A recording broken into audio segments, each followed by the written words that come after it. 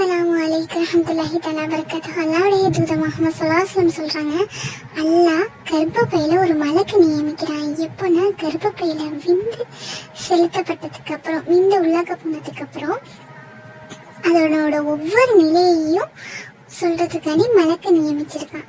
அந்த மலக்கு சொல்லிக்கிட்டே இருப்பாங்க ஒவ்வொரு நிலையிலையுமே. எல்லாம் இப்ப இது விந்தா இருக்கு, எல்லாம் இப்ப இது கர்ப்பப்பையோட சோத்துல ஒட்டிக்கிட்டு இருக்கு, கொஞ்ச நிலை மாறினதோட எல்லாம் இது சதத்துண்டா இருக்கு அப்படின்னு சொல்லுவாங்களா மலக்கு மாதிரி. அப்ப அல்லாஹ் அந்த சதத்துண்ட உருவாக்க நாடினானா அது ஆனா பெண்ணா நல்லவனா கெட்டவனா அப்படிங்கிறத அந்த மலக்குமார்கிட்ட அல்லாஹ் அறிவிச்சிருவானா. அதே மாதிரி அவன் செல்வம், வாழ்நாளுடைய செல்வம் அவனுக்கு எவ்வளவு கொடுக்கப்படும், அவனுடைய வாழ்நாள் எவ்வளவு அப்படிங்கிறதையும் சொல்லிடுறானா. இத மனிதனோட தாயினுடைய வயிற்றுல இருக்கும் போது இதை அனைத்துமே எழுதப்பட்டுருது அப்படின்னு சொல்லியிருக்காங்க. அதே மாதிரி இந்த நிலை எப்போ உருவாகும்னா சதை துண்டா இருக்கக்குள்ள, அதாவது ரூஹ் ஊதப்படக்குள்ள.